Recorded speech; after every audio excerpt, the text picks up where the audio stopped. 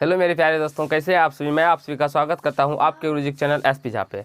आज हम लोग पढ़ने वाले हैं फिजिक्स में चैप्टर नंबर 3 बल तथा गति के नियम। आज हम लोग संवेग के समझेंगे, न्यूटन के द्वितीय गति के, तृतीय गति के और संवेग के संरक्षण को समझेंगे। हम लोगों ने इससे पहले के पार्ट 3 में न्यूटन के प्रथम गति के नियम को, जड़त्व के नियम को, बल के नियम को, ये सभी के समझ लिए थे और बहुत ही अच्छे तरीके से उसके एग्जाम्पल्स को भी बहुत अच्छे तरीके से बारीकी से समझे थे।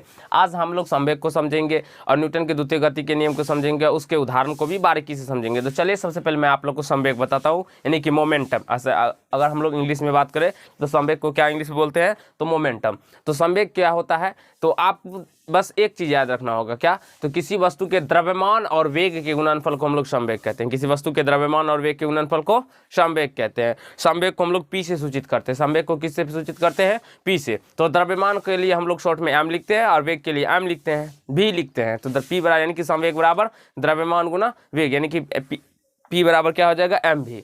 तो ये आप लोग अगर सूत्र याद रखते हैं केवल और केवल, तो आपको परिभाषा ऑलरेडी ही याद हो जाएगा। कैसे, ये देखिए, हम अपनी बात करते हैं तो हमें केवल और केवल सूत्र याद है। जैसे कि P बराबर एम भी, तो P को संवेग हुआ, एम के द्रव्यमान हो और वेग हो, भी से वेग हो गया। तो हम बस इतना ही सिंपल सा दिमाग लगा लेते हैं, क्या, तो किसी वस्तु के द्रव्यमान गुना वेग में, मतलब किसी वस्तु के द्रव्यमान तथा वेग के गुणनफल को संवेग कहते हैं। ठीक है, अब यहाँ पे देखिए हमने क्या लिखा है, संवेग मोमेंटम, किसी वस्तु के द्रव्यमान तथा उसके वेग के गुणनफल को उसका संवेग कहते हैं। संवेग बराबर द्रव्यमान गुना वेग, ये सूत्र होता है। फॉर्मूला आपको याद रखना होगा, बहुत ही आपको एग्जाम में देखने के लिए मिलेंगे और इसे बहुत ही आप लोग इसे आप स्टार मार के लिख लीजिएगा, क्योंकि बहुत सारा नोट्स पॉइंट में आप लोग को एग्जाम में देखने को बनेंगे। जो द्रव्य संवेग बराबर क्या होता है, पी, यानी कि इंग्लिश में अगर बात करें तो इसका संवेग को पी से सूचित करते हैं, द्रव्यमान को एम से, वेग को भी से सूचित करते हैं, यानी कि पी बराबर एम भी। अब इसका एसआई मात्रक का बात करते हैं, तो एसआई मात्रक द्रव्यमान का क्या होता है, केजी, अब वेग का क्या होता है, मीटर पर सेकंड, तो वही लिखिए केजी मीटर पर सेकंड।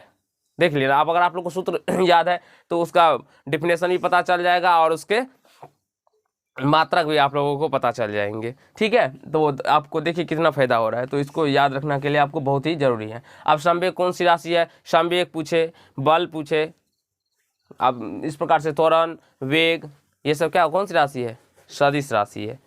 जिसे दिशा होता है, निश्चित दिशा होता है, उसमें हम सदिश राशि कहते हैं। विस्थापन, ये सब सदिश राशि। वैसे सदिश राशि, अदिश राशि के बारे में मैंने आप लोग को पीछे भी बताया हूँ, तो आप लोग देख सकते हैं जाके। अब हम लोग समझेंगे न्यूटन के द्वितीय गति के नियम। न्यूटन के द्वितीय गति के नियम क्या होता है, और न्यूटन के द्वितीय गति के नियम से ही हमें बलों की परिभाषा मिलती है, बल्कि समीकरण यानी कि सूत्र प्राप्त होता है, एफ बराबर एम। यहाँ पे देखेंगे कि किसी वस्तु के संवेग में परिवर्तन की दर, इसीलिए मैंने संवेग यहाँ पे लिखा हुआ था, इसलिए पहले संवेग बता दिया, जिससे कि आपको समझने में कहीं से कोई परिवर्तन ना हो, मतलब समस्या ना हो, दिक्कत ना हो। किसी वस्तु के संवेग में परिवर्तन, अगर कोई वस्तु का संवेग में क्या हो रहा है, परिवर्तन हो रहा है, संवेग में परिवर्तन की दर उस वस्तु पर लगे बल के उस वस्तु पर जो बल लग रहा होगा उसके अगर समानुपाती होता है, और यह परिवर्तन उस बल के ही दिशा में, मतलब, और ये परिवर्तन जो होगा जिस मतलब इस साइड का बल लगा रहे हैं तो इसी दिशा में होगा, तो वो हमारा न्यूटन के द्वितीय गति के नियम के अनुसार होगा। तो यहाँ पे देखिए फिर से एक बार समझ लीजिए, किसी वस्तु के संवेग में परिवर्तन की दर उस वस्तु पर लगे बल के समानुपाती होती है, और यह परिवर्तन उस बल की दिशा में ही होता है। अब देखिए न्यूटन के द्वितीय गति के नियम से बल की समीकरण एफ बराबर एम ए प्राप्त होता है। द्वितीय गति समीकरण एफ बराबर एम ए, आपसे पूछा भी जाता है, एफ बराबर एम ए क्या प्राप्त होता है, एफ बराबर एम ए प्राप्त होता है। चलिए, आशा करता हूँ आप लोग यहाँ तक नोट कर लेंगे और यहाँ से लिख लीजिए।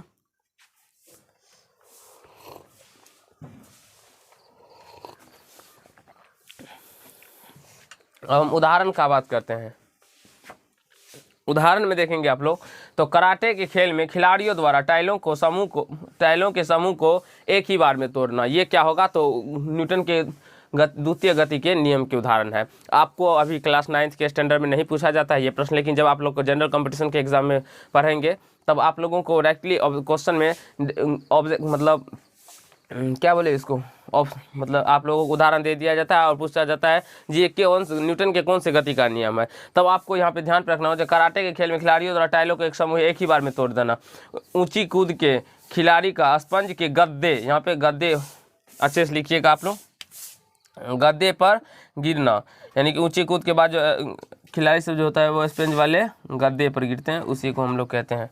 ये भी न्यूटन के द्वितीय गति के नियम है। यहाँ पे देखिए, कच्चे फर्श की अपेक्षा पक्के फर्श पर कूदने से अधिक चोट लगती है। बॉक्सर का अपना सिर पीछे की ओर करना, ये न्यूटन के द्वितीय गति के नियम के अनुसार है। कोई भी क्रिकेट खिलाड़ी अगर बॉल को वो कैच करता है, कैच करते समय क्या करता है, वो अपने हाथ को पीछे की ओर खींचता है ना, तो वह भी क्या हो जाएगा, न्यूटन के द्वितीय गति के नियम के उदाहरण हो जाएगा। तो आशा करता हूँ समझ में आ गया होगा आप लोग को, कहीं से कोई दिक्कत नहीं ना बाबू, कैसे समस्या कोई तकलीफ अगर आप लोग को हो तो आप लोग भी कमेंट कीजिएगा। और देखिए ये नोट्स पॉइंट इतने इंपॉर्टेंट पॉइंट होते हैं जो कि आपको प्रत्येक एग्जाम में देखने को मिलेंगे, चाहे आप 9th में जाइए चाहे 10th में, ये सब सारी चीज़ आपको 10th में भी पढ़ना पड़ेगा। लेकिन अगर आप लोग वैसे तो 10th में है नहीं, लेकिन अगर आप लोग 9th नहीं पढ़ के जाएंगे तो आपको बहुत सारी कठिनाइयों का सामना करना पड़ेगा। यानी कि आप समझिए आपको साइंस समझ में नहीं आएगा, क्योंकि साइंस किसी भी मतलब आपको पता ही होगा जो क्रमबद्ध ज्ञान को हम लोग विज्ञान कहते हैं, तो क्रम यानी कि एक लाइन से आपको याद करते चलना होगा। अब देखिए न्यूटन के तृतीय गति का नियम, न्यूटन के तृतीय गति का नियम क्या होता है, प्रत्येक क्रिया के बराबर और विपरीत प्रतिक्रिया होती है। प्रत्येक क्रिया के बराबर एक विपरीत प्रतिक्रिया होती है, यही न्यूटन का तृतीय गति के नियम होता है। जैसे कि अगर हम लोग तैरते हैं तो तैरने टाइम में क्या करते हैं, पानी को अपनी ओर खींचते हैं और हम लोग आगे बढ़ते हैं ना बाबू, पानी को हम लोग क्या करते हैं, अपनी ओर खींचते हैं हम लोग और आगे बढ़ते हैं। जैसे कि हम लोग रोड पे चलते हैं तो रोड पे चलने टाइम में क्या करते हैं, हम लोग पैर से ज़मीन को लगता है पीछे की ओर खींचते हैं, लेकिन तभी ना हम लोग आगे बढ़ पाते हैं ना। उसी प्रकार यहाँ पे देखेंगे तो हम एग्जांपल्स लिखे हैं, इसको भी आप लोग नोट कर लीजिएगा। मेज़ पर पड़ी किताब, मेज़ यानी कि टेबल, ब्रेंच समझ लीजिए, ब्रेंच पे पड़ी किताब। आप बोलेंगे सर ये कैसे होता है, तो ये किताब जो है, मान लीजिए ये किताब है तो किताब नीचे की ओर बल लगा रहा है और ब्रेंच क्या कर रहा है, इधर देखो ना बाबू, पहले किताब क्या कर रहा है तो नीचे की ओर बल लगा रहा है और ब्रेंच क्या कर रहा है तो इस किताब को ऊपर की ओर बल लगा रहा है ना, तो एक दूसरे के विपरीत प्रतिक्रिया हो रही है ना, तो यही हो गया न्यूटन की तृतीय गति के नियम। आदमी का जमीन पर टहलना, अभी बताया आप लोग को। तैरने के बारे में बताएं। नौक होना क्या होता है, इसको पानी को पीछे फेंकिएगा तब आप आगे बढ़िएगा। नाव से किनारे पे कूदना, नाव से जब किनारे पे आप लोग कूदते हैं ना तो वो भी होता है। कुएं से जल खींचना, बंदूक का प्रतिक्षेप, बंदूक अगर किसी वस्तु को गोली मारते हैं तो गोली जब निकलता है तो वो बंदूक भी उतना ही पीछे आता है ना, वो भी हो गया। कुएं से जल खींचना, बंदूक का प्रतिशत, रॉकेट की गति, धुआं नीचे की ओर से उड़ता है और उसके बाद वो ऊपर की ओर उड़ता है ना, तो ये न्यूटन के तृतीय गति के एग्जांपल्स है। अब हम लोग संवेग संरक्षण के सिद्धांत को समझने वाले हैं, तो आप लोग इसे नोट कर लीजिए जल्दी से।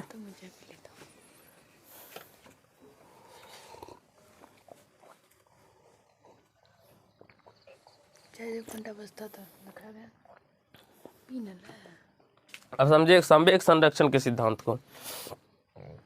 संवेग संरक्षण का सिद्धांत मैं आप लोग को ज़्यादा कुछ नहीं पढ़ना है, बस इसको समझ लेना है। देखिए क्या समझना है, तो वस्तुओं के निकाय पर यदि बाह्य बल आरोपित ना हो, वस्तु के निकाय पर यानी कि कोई वस्तु के निकाय पर अगर बाह्य बल आरोपित ना हो तो संयुक्त का कुल संवेग संरक्षित रहता है। उसका जो कुल संवेग होगा क्या होगा, वो संरक्षित रहेगा। इसमें एक सूत्र होता है, इसको आपको याद, बहुत ही इंपॉर्टेंट है आप लोगों को। न्यूमेरिकल जब आप मतलब हम लोग पार्ट 5 में इसके क्वेश्चन उत्तर करेंगे, उसके बाद जब मैं आप लोगों को न्यूमेरिकल बताऊंगा इस चैप्टर के, तो न्यूमेरिकल में इस सूत्र का आपको बहुत ही ज़्यादा यूज़ पड़ेगा, तो आपको याद रखना होगा। टक्कर के पूर्व कुल संवेग, टक्कर के पहले जो संवेग होगा और टक्कर के बाद कुल संवेग वो बराबर होता है। टक्कर के पूर्व कुल संवेग और टक्कर के बाद का कुल संवेग, यानी कि m1 u1 और m2 u2 बराबर m1 v1 plus m2 v2। अब यहाँ पे m क्या हुआ, u क्या हुआ, v क्या हुआ, इसमें तीन देखेंगे, m u और v का बाद क्या ज्ञान है वो पहले समझ लेते हैं। यहाँ पे देखिए, जहाँ u1 तथा u2 द्रव्यमान m1 m2 के, u1 और u2 क्या हुआ, तो द्रव्यमान कोई वस्तु का जो मतलब कोई वस्तु चाहे जैसे कार चल रहा है तो कार का तो कुछ ना कुछ द्रव्यमान होगा, तो द्रव्यमान जहाँ u1 और u2 क्या हो गया, तो उसका प्रारंभिक यानी कि प्रारंभ में जो वेग था, टकराने के पहले का वेग था u1 u2, और कौन सा द्रव्यमान m1 एवं m2 के टकराने के पहले के वेग था, तथा v1 तथा v2 टकराने के बाद का वेग है। समझ में आ गया।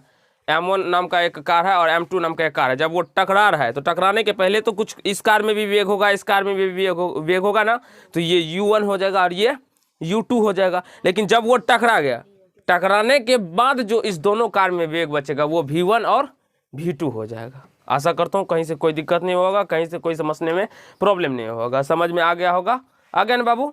चलिए आप इसे नोट कर लीजिए। अगर आप लोग को अच्छा लगा हो तो वीडियो को लाइक कीजिएगा, कमेंट कीजिएगा, शेयर कीजिएगा और चैनल पर नए होंगे तो चैनल को सब्सक्राइब करके बेल आइकन को प्रेस कर लीजिएगा, जिससे मेरे हर एक वीडियो का नोटिफिकेशन आप तक पहुंचता रहे। और मैं आप लोग को इसी प्रकार से केमिस्ट्री का भी, बायोलॉजी का भी, प्रत्येक का चैप्टर बाय चैप्टर आप लोग को सोल्यूशन बताऊंगा, उसके क्वेश्चन आंसर को भी बहुत ही अच्छे तरीके से बताऊंगा। तो अगर आप लोग को अच्छा लगा तो वीडियो को लाइक करना ना भूलिएगा और चैनल पर नए होंगे तो चैनल को सब्सक्राइब कर लीजिएगा। धन्यवाद।